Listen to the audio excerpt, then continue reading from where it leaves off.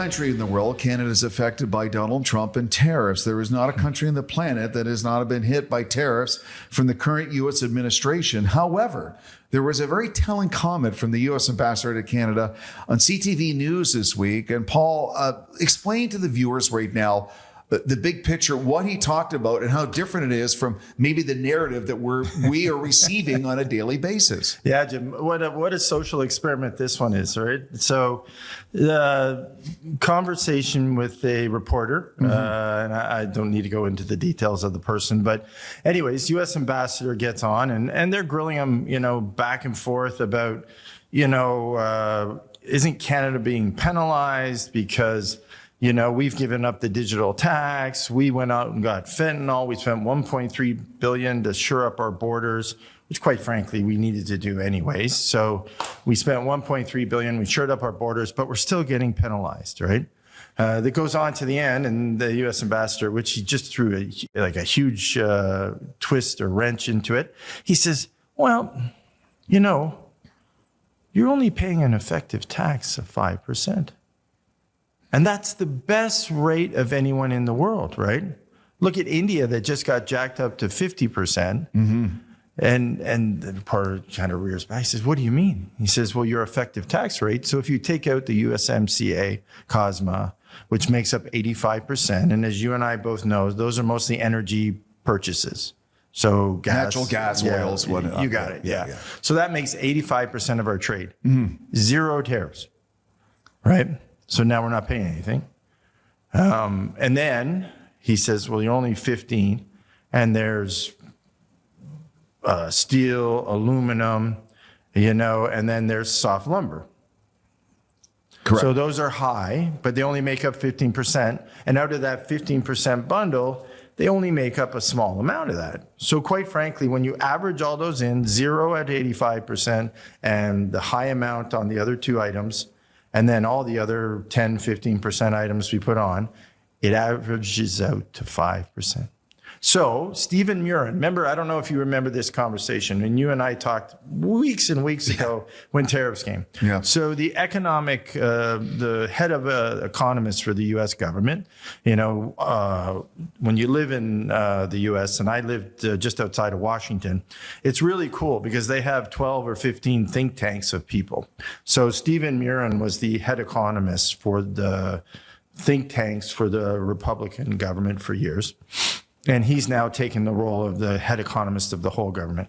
And he told us about these tariffs way back.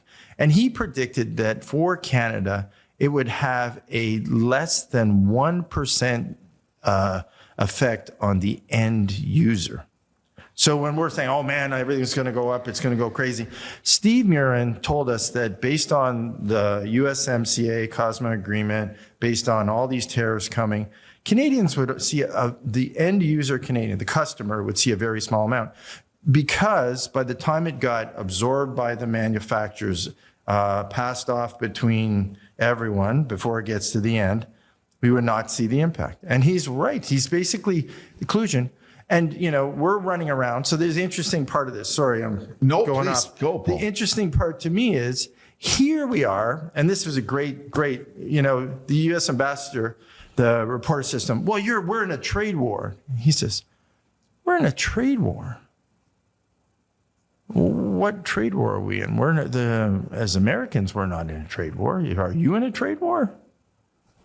Well, yeah, he goes, no, we're not. We're in a discussion.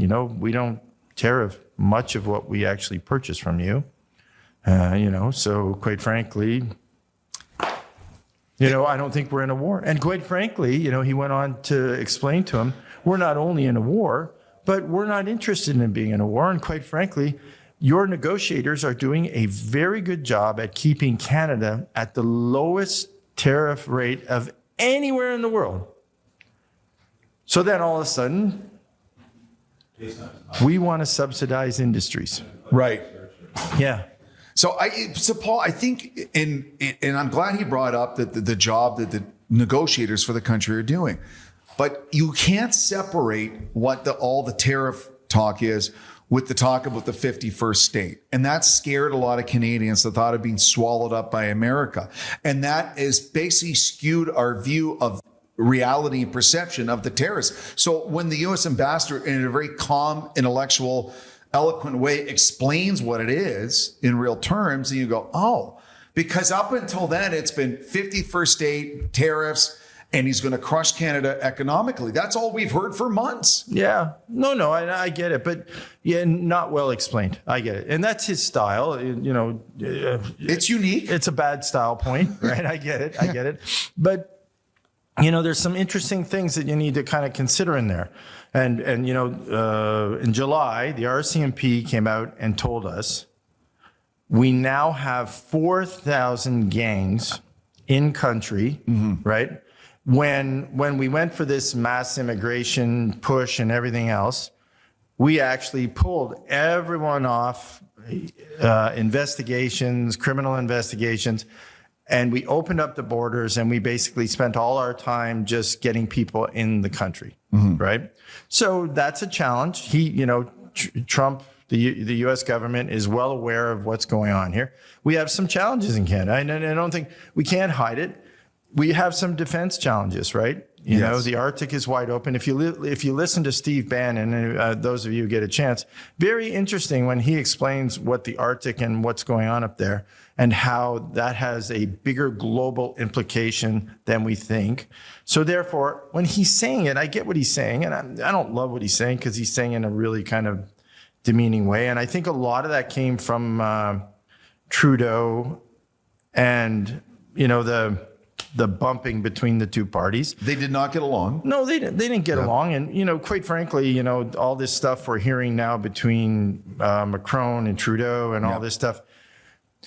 Is Trump ever going to get along with that crew? Never. No. He's not that type of man. And, he's not going to put up with all the shenanigans that they're living. So, there's no surprise that they weren't going to get along, right? Because he probably knew what we are finding out now long before we did. So he's probably never had an affinity to be part of that crew. So, that's only natural. But all that scuttlebutt about the Arctic and defense and everything leads to his thing, why we should be a one nation. I don't believe we should be one nation. I'm not promoting it, but I understand why he's doing it and why he's saying it. And it goes back, this is going back years. I grew up in a military family, and I remember my father in the Air Force, the generals in the 1970s begging Justin's father, Pierre, that they need this piece of equipment and they need that piece of equipment. And we were in a peacetime era of our nation, and we went decades without buying necessary equipment. In the 1990s, it was discussed potentially about getting submarines that could operate under the Arctic ice. And now we may, if we're lucky, have submarines that can operate under the Arctic ice cap in the 2030s. If everything goes well, because of technology that won't be nuclear powered. And we're living next to the biggest, most well-funded, most powerful military in the world, who is carrying the weight for hundreds of countries around the world. So there's 20, 30 different things all converging at once. Decades of not spending on the military. That is coming back to bite us in the butt. Maybe being too complacent, thinking we'll always be friends. And sometimes, there was famous quotes with Richard Nixon did not like Pierre Trudeau whatsoever, but they did business together. Yeah. They don't have to like each other. They don't have to like each other. But there was a poll done recently in the month of July. It said 59% of Canadians think they'll never trust Americans the same way again. And when I read that, it's not American people, it's American politicians. And that's something will take a while to heal, Paul. So say in the next election, a Republican is not voted in again, and Democrats get their act together, and it's a Democratic president who is really pro-Canada. I don't think we're going to jump into the deep end right away as a country after the pain of these last few years. Yeah, maybe not. I agree. It leaves impacts. It leaves scars. Yes. But okay, right? Put that aside for a minute. 5% tariffs, right? All the things we're being told, not absolutely true. So, we're being told specific, 50% here and that there, but we're not really talking about the overall truth and how we're doing in comparison to other countries. So I want to put that. And I think you got to give, I'll criticize, me, I'll criticize anyone if I don't agree with them, and I'll debate, but I have to give them some credit. They have left us with an effective tax rate of 5%. So say what you want about America, right? They have, right? From a military perspective, I just want to hit on that. I did a show, another show with the Fraser Institute crew. Great episode. It was a great episode, and I enjoyed it very much with Charlotte and the crew. The U.S. spends $1 trillion on defense, right? We're spending 30 billion. Yeah. Right. So, 1 million people, we're trying to struggle with like 60, so 1,000. So, we have and at the end of the day, what we found out in that interview is that most of our commitments that we made in NATO meetings recently don't hold much water. So, Spain has already bailed on the whole 5% concept and has also so given where we're at right now and all those things, it does kind of ask the question, and that was the question that came up there. Can you criticize them for asking the question now, given the Arctic and everything going on? Are you guys able to put together your own defense? And are you able to sustain as a country? Because one of the things you have to do now is you have to get serious about doing those things. Now, sometimes you can yell squirrel and a bunch of people run over and attack tariffs and go, elbows up and all that good stuff. Yep. And they buy a hat, they give themselves names like, this and that, and they try to become champions, right? That's great, right? Awesome stuff, right? Good PR. Where's the plan? Where's the plan that says, where is Canada going in its independence? Where is it going in soft lumber? Where is it going in metals? All the things that we're hearing every day now, that's fine, right? But, I know, being a builder, I'm still going to Home Depot, or I'm going to Rona, or I'm going to my lumber yard. Right. Still paying, $350 to $385 a 2x4, an 8-footer. I'm still seeing the U.S. paying a little more than that. So, where are we going on all these fronts? What's the plan? And how much money, we always run to this, okay, they're tariff now. Let's go give them, some type of subsidy. Let's give them $1.2 billion. Okay, great. Right? What are we giving them $1.2 billion for? Are we giving them $2 billion to keep people employed? Are we giving $1.2 billion to keep investors whole? Because right now it says we're giving $1.2 billion to soft lumber for loans and grants. Mm-hmm. Not employment, loans and grants. So I don't know what that means. I guess we're going to find more out. But I sure would like to, before we did that, figure out where they sat and could they sustain without. I'm going to play devil's advocate. There's things about Mark Carney I like and I don't like. Mm-hmm. He's a well-educated, accomplished individual. No matter what you think about the man, you can't take away his resume. It's impressive.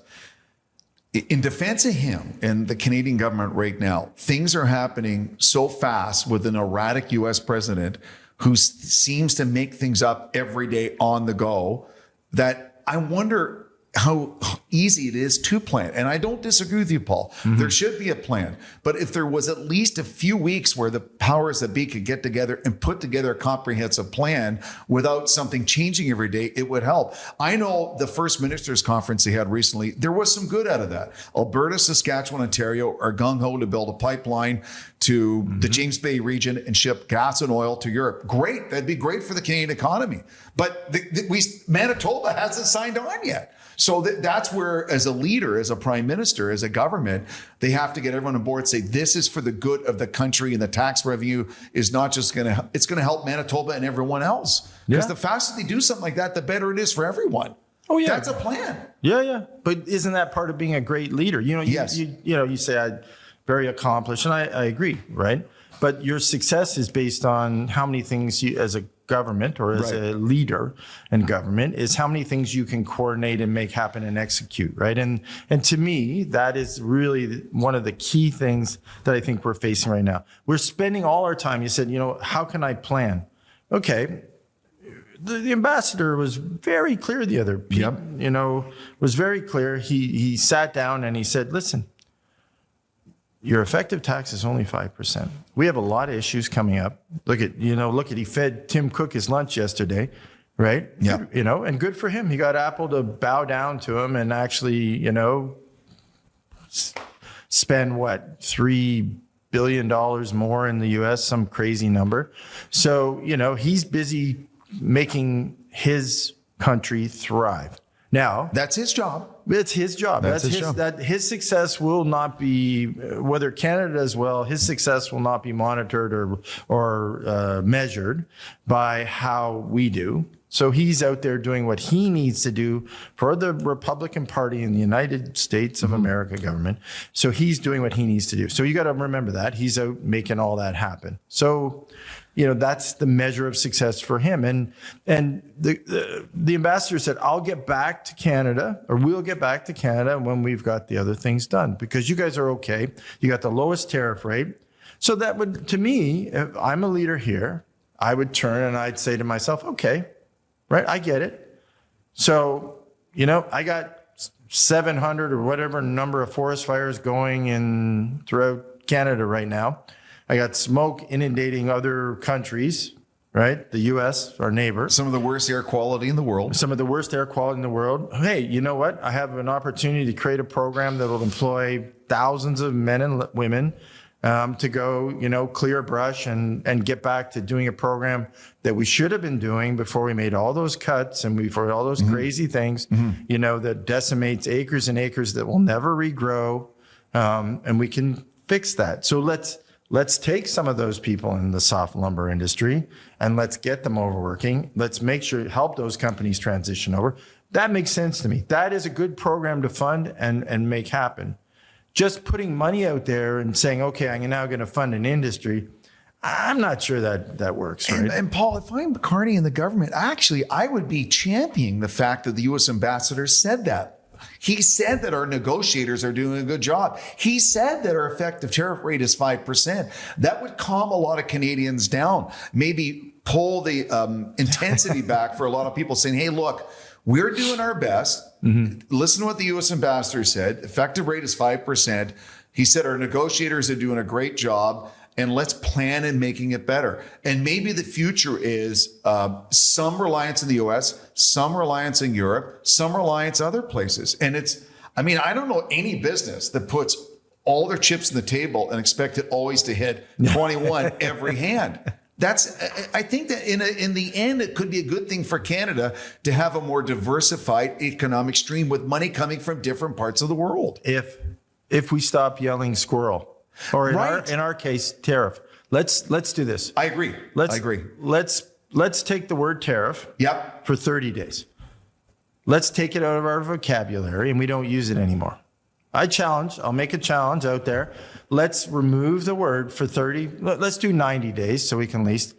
And then that'll be interesting to see. So we're not going to talk about it anymore. So what we're going to do is we're going to actually start making plans how to survive, right? Affected industries. Change the economy for the better, diversify the economy. Yeah. Look what they did. They finally opened up that long-awaited liquid natural gas depot in BC, and now it's being shipped to Japan where they're desperate for it. They are. And those Pan-Pacific Asian countries had been crying to Canada for years. 8 years. To get that liquid natural gas shipping to them. Now it's happening. And we're 8 years late to the party, right? But it's at least the benefits are starting to come. Exactly. And we should accelerate that now because unfortunately by being behind 8 years, we opened the doors for a lot of other countries who saw they saw it was a great revenue generator and they've jumped on it and now they're hustling it, right? So I agree. Don't use the word. We won't use the T word for 30 days. Yeah. Let's hammer out a deal to get a pipeline from Alberta to James Bay. As Doug Ford said, I'll give him credit, use Ontario steel and use Quebec aluminum and build a massive port, deep water port, and ship oil and gas to Europe. What about a military plan that incorporates our production and manufacturing. Well, you know how easy that could be? There is a company called Rochelle in Mississauga. Yeah. And they build I know them. state-of-the-art armored cars that our government has bought to ship to Ukraine. And they are saving lives. The chassis and the engine are built in Oakville on the basis of the Ford I-50 heavy-duty truck. Our Canadian military could easily use 1,000 of them and be distributed to Army units and reserve units across the country, and they would take them with open arms. Yeah. Well, remember, I don't know, Desert Storm up in London. We used to do all the heavy armory tanks and in the locomotive division up in London, right? We are really good builders. Very good. And we are, but for some reason, right? We say, we're now, it's okay, let's dedicate some money to military. We have plants in Canada. So great. Let's go. You want to do submarines? You want to do boats? You want to do, we got aircraft hangars that are sitting empty. Let's get out there, and so let's redirect that steel and aluminum into businesses that we have to get going. But here's the problem, right? You can keep pointing at the other guy. You can keep saying squirrel or tariff in this case, and pointing every time something happens to you. How many more meetings do we need to have? How many more? Let's have another meeting of everyone. Let's do an emergency cabinet thing. Come on now, right? What is one of the great effective things to do with a bully, Paul? Ignore them. Yeah. Ignore them and you do your own thing. Yeah. And all of a sudden they become irrelevant. Yeah. And then whatever Trump says, we're like, well, okay, we're good. Yep. We've worked our problems out. We're doing this, and this. We have money coming in from different economies in different parts of the world. We're building our revenue. Our employment's going down. We're building more. We're okay. That's fine. Yeah. And we don't have to use the T word, and it's less, the squirrel reaction. Yeah. And, I don't think, and let's stop. Honestly, I get it. And I think the ambassador makes a good point, right? He just said, making a big deal about buying fruit and making a big deal about traveling, booing the anthem, all that stuff. It's a little silly given you're paying the lowest tariff. So if they, we live beside them, I think at this point we got to they are our neighbor, for if you like it or don't like it, they are really our protection. If anything ever did happen, that's the only defense we do have at this juncture. And they have been for the last 50 years, Paul. Yeah. So, you can criticize them all you want, but at the end of the day, they are what they are, right? So, and I think we do need to separate American politicians in the White House and American people. I have friends and family in America. I've traveled extensively. I lived there. Mm-hmm. My dad was in the military or posted there. There are some great people that would do anything, but you can't. I think as Canadians, we can't equate all 350 million Americans with the strange guy in the orange hair in the White House. Oh, yeah. No. And that's, again, it's negotiating too, right? So we have 2026, we have the CUSMA, USMCA agreement coming up. Mm-hmm. All this is a little bit of that too, right? It's a bunch of pre-prep for negotiating an agreement, and there will be some pain felt in that, and we will see that. I think we all understand that. But by that time, if we're smart now, we actually park the tariff word, the squirrel. I didn't think you were going to say it, but okay. Park it on the side. Yeah, park it on the side, right? The T word. And park it on the side and get moving on some other plants. And then and that makes sense. But I'd be truthful. I don't want to talk about, if every time the tariff comes and we say, we're going to prop up this industry, then I have a problem with that, because that's not a plan. Throwing money, it's very easy to say, I just met with the leaders and I'm going to loan them $1 billion. Okay, great. The next question I have, where's the $1 billion? Where's the $1 billion coming from? Last year, we're $60 billion in the hole in deficits. We're at $1 trillion in total debt. We have a crazy amount of interest we pay every day. We're a small country, so I just want to give everyone a wake up. I think everyone knows that. We have a big land mass. We're the second biggest land mass in the world. Yep. We have a very small population. We have energy rich. We have great things. But quite frankly, we don't have the capabilities to throw around the B word anymore. So the B word was something we threw around during COVID. We got all used to it. You know, everyone said billion like it was, you know, they had a show on TV that was, you know, called Billions. Yeah. We all watched it. We all got really used to it. And then next thing you know, we're throwing billions, you know, we're giving money to this country, giving money to that country. Time out now, right? We got to kind of retrack. We got to go back. We got to start looking at, you know, the day of interprovincial, intermunicipal transfers. You know, we're at $198 billion of provincial and municipal transfers right now.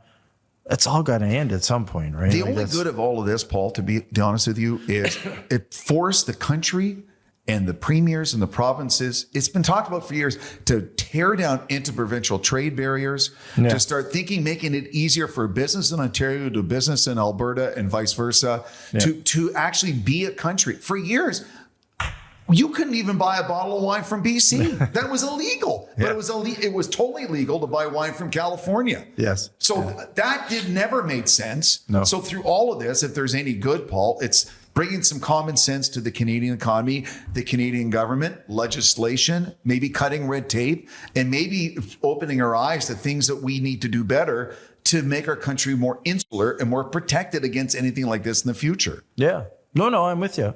You know, and another show, another day. Yeah. But we should actually talk about it. You know, in Obama, you know, it's kind of an Obama line, right? Like, we only need so many professions in certain areas.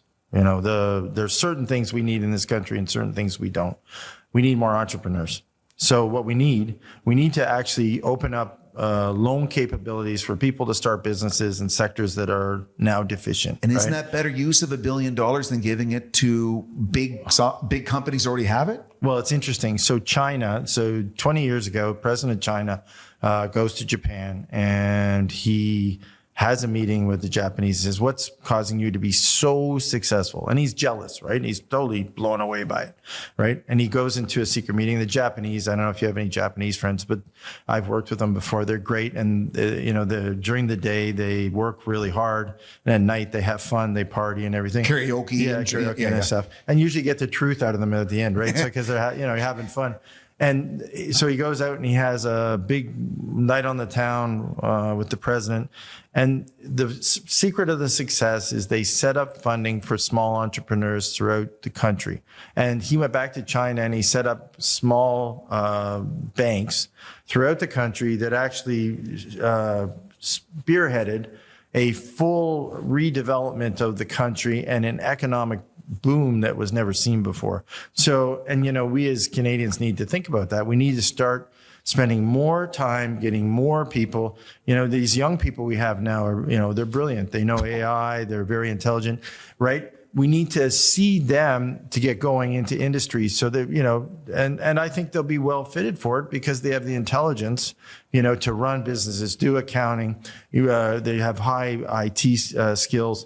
They're going to be the people that help us develop this country. And that's what we should be focusing on now in this time when we're going to stop using the T word and we're going to start figuring out ways not to incentivize the same big industries that got caught in this kind of jam of depending on the U.S. It's great, you know, great. Sell your products to the U.S. I get it, right? I would do it too. You get U.S. dollars, right? The foreign exchange gain is amazing. You're selling it at the same price. Again, 2x4s, soft lumber into the U.S. Man, if I can sell all my lumber into the U.S. and sell it at the same price I'm selling it now. You're making a profit. Yeah. Yeah, right? I'm selling it in U.S. dollars, right? So I'm killing it. My foreign exchange gain is actually the same as my income tax liability. You can't beat that, can you? No, crapes, you're paying no tax. So you're really running a business at no tax because you're foreign exchange gain. So I'm loving that idea. And who wouldn't? I don't blame them, sir. But if that goes away. But Paul, I love the concept of a government fund for young entrepreneurs. It brings the youth unemployment rate down. They create income, tax revenue, jobs. In the end, not only does it pay for itself, Canada benefits. Sure, it benefits, right? So now I'm out of my basement, I'm working, I'm alive, I'm buying, I'm purchasing, right? Quite frankly, I become more attractive to the opposite spouse because now I have high income, I'm getting married, right? I'm having kids at some point. It's creating the economy, all the things that are, you know, lack of employment for youth and lack of employment for people coming out of school, right? Low birth rates, low marriage rates, all the things that are crippling our economy that we're trying to fill, quite frankly, with immigration programs that, quite frankly, are kind of struggling because of the way the world is now, right? So, that's the challenge right now. We have to face it. And that's part of the as the T word goes away, that's all the things you got to face to make it all work. And the more we say the T word, the less we focus on all those things. The core things that could make a difference. Yes. Loans for young entrepreneurs, making sure we have a diversified economy, making sure we understand what is really happening in the business world of the country. Yeah. The tough things. Well, yeah. I mean, unfortunately, we're being forced to ask tough questions now, Paul, right? Well, no. And can I say something? Yes, please. No. And I, before we finish, I just wanted to hit this, right? Please, right? And this is kind of a plea to the government right now, right? We don't need any more trips abroad, right? We don't need them. We don't need them. We need everyone to stay home, right? Like, first thing, let's figure out how to get the wildfires out, right? Yeah. Yeah. Let's not go. I don't think we need to we don't need to have another meeting of all these groups of politicians. We need anything. Let's seriously put some elbow grease into getting the fires out, getting things out of control, right? And because that's important. And then let's get rid of the T word, stay home, and start to work, roll up our sleeves and start to work on some programs to get it working again. Because, flying around having meetings, let's totally blunt. You can fly to any country in the world. Those countries right now, because of the U.S., the way Trump has acted and the way Trump he's had his own problems. He's, trillions of dollars going in debt. He's struggling with his own economy to get it going. Forget him. The other countries have the same problem. You can try to go there and do a trade deal on something. More than likely, you're going to not be successful because, quite frankly, they're trying to figure out the same thing, right? They're nationalistic. They're going to try to figure out how to save their own economy. So let's get to let's focus at home. Let's get these things going. Yep. We're a small country. We can do it. We're a small country. We can do it. And we have done it. Yes. We've done it before when we had less people, less resources, less brain power. Yeah. We've proven it time and time again. Yeah. I just recently read Pierre Berton's famous book, The Last Spike. 1880s, hand-built a railway across the country through the BC mountains, which is elbow grease and manpower when everyone said it couldn't be done. Time and time again, Canada's done stuff like that. It does. But for some reason, we got kind of over our skis and we started thinking we were this big country. We got into this kind of mindset of we're a huge country and we have billions of dollars and we can start helping out other countries and we can start funding people and we got to go abroad and have these these big sessions, and that's not who we are. We fell out of the G7 a long time ago, right? We're at G30 or whatever. We're not even in that anymore. So, let's come back home. Let's focus on domestic policy for a while. Let's get the domestic policy working. Let's get the economy moving at home. And then we can start to have conversations with others. You know what? Paul, you're a smart man. I don't know about that. A pleasure, my friend. Thank you. Thank you, Jim.